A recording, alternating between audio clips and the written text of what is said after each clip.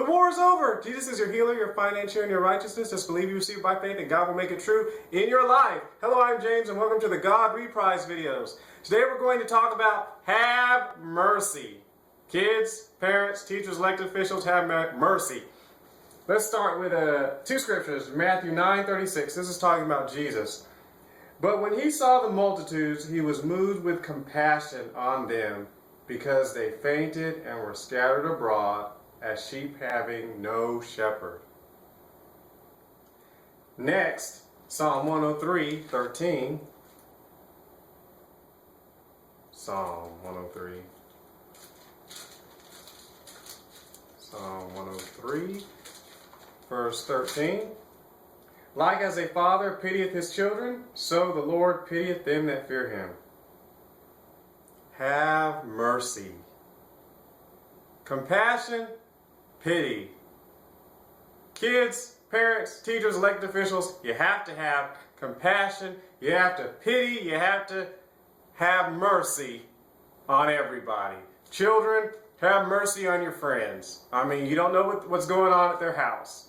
Have mercy on your teachers. You don't know what's going on at their house. I mean, like your friends, I mean, they might be great and wonderful at school, but there might be something wrong at their house. You know, their parents might be cutting up, doing something they're not supposed to be doing. So kids, have mercy on your friends. Have mercy on the teachers.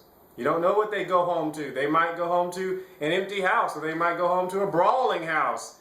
You know, they might have a spouse that's a brawling person, a brawling woman. And then they have to go and teach and help God inspire you in class, and then they go home to jump and they come back. So have mercy on the teachers, have mercy on the elected officials, the principals, have mercy on your parents.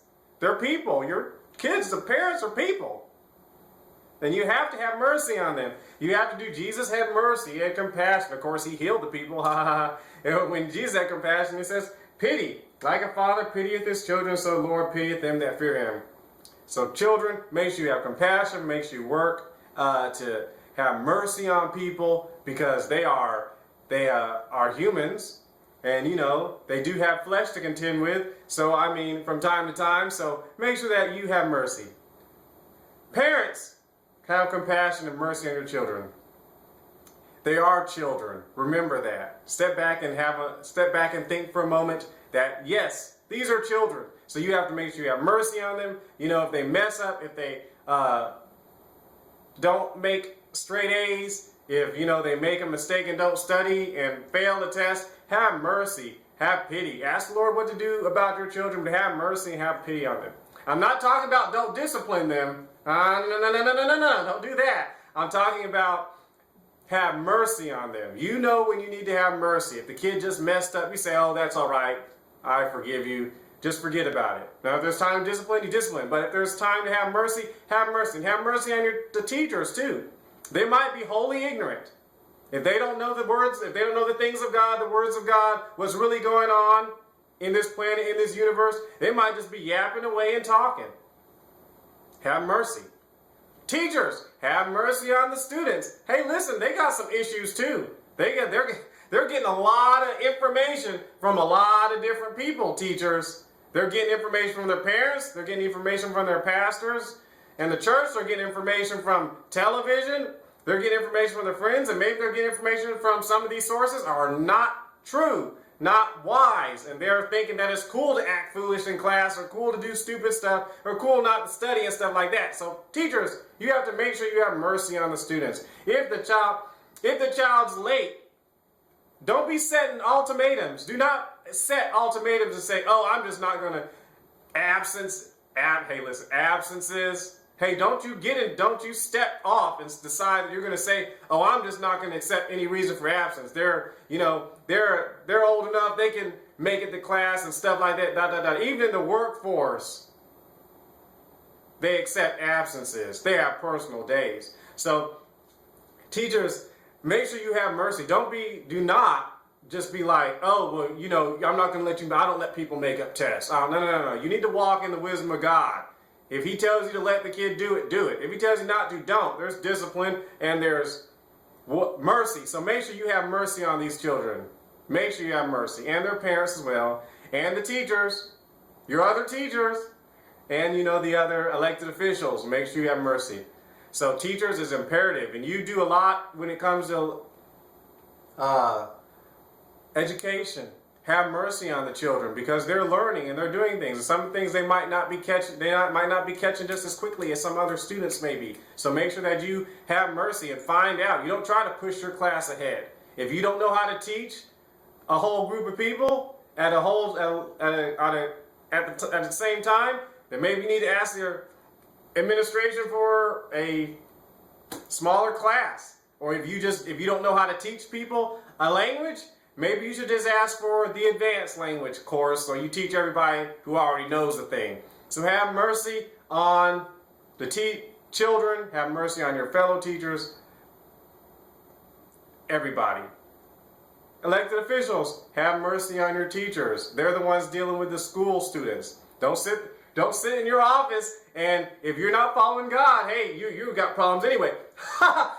But if you, listen, don't forget that you might have taught, 20 years ago, and now you're the dean of the college or you're the principal of the school, and all of a sudden, you're just going to act like you still know what's going on inside the classrooms. No, humans are the same and stuff like that. Not like stuff doesn't change like that. But don't walk in, being mean. I'm trying to the opposite of mercy. Don't be harsh to your teachers. Oh, we're just going to change the whole schedule and we don't really care what you think because we read this in this book and some doctor who doesn't teach class, someone who doesn't have kids, decided they just decided that we're going to change the whole schedule and you don't care about what the teachers think because I'm the administration, I'm the superintendent. I got my degree in this and they're just an English teacher. No, don't do that. Have mercy. You have to have mercy. It's very important on your teachers and on the students too. You need to find out if your state has passed laws that are inappropriate for students, you're responsible for enforcing them, which means that you don't have to enforce certain things. If your kid prays in school, in which every kid has a legal right to do that. If the child prays at his, for dinner or for lunch, I guess we have dinner, suppers, depending on what country you're in. If your child prays for lunch and you got some heathen child who doesn't want to see that, or some teacher who doesn't want to see that, hey, you need to step back for a second and have mercy. And wait a second, whoa, he has a legal right. You need to have mercy and stand up for stuff that needs to be fixed. So if the children want to do this, then have mercy and don't let your children go through high school or middle school or elementary school or primary school thinking they can't do certain things like praying in school. Children can pray in school. They've always been able to. Have mercy on your teachers, your bus drivers. If your teachers do something and a kid needs some help with something, your teacher gives them some spiritual insight, no, you need to stop for a second and have mercy on that teacher because that teacher's trying to help that kid in the very best way they know how. You need to find out what the laws are. You need to find out what your teachers are allowed to do. So, that was really something. So make sure you have mercy. Have mercy on the parents too because they are the children's parents. Thank God you're the superintendent. Thank God you're the dean. But you don't know more about those children than those parents do. This goes if you're a teacher, if you're writing a book, a math book or whatnot. Be careful. Have mercy. So, have mercy. Jesus had compassion and healed. He had compassion. The Bible says, like as a father pitieth his children, so the Lord pitieth them that fear him. So fathers, pity your children. You need to be walking in mercy and compassion. Because if you don't, they're going to grow up and they're not going to pity their children and they're not going to pity other people. Where are they going to get this from? They got to get it from God and from you. How to have mercy, how to have compassion. So, I love you. Thanks for joining me. And remember, Jesus is your healer, your financier, and your righteousness. Just believe, receive by faith. And, of course, God will make it true in your life. Be blessed in the name of the living Lord King Jesus Christ. And remember, the motto of the United States of America is, in God we trust.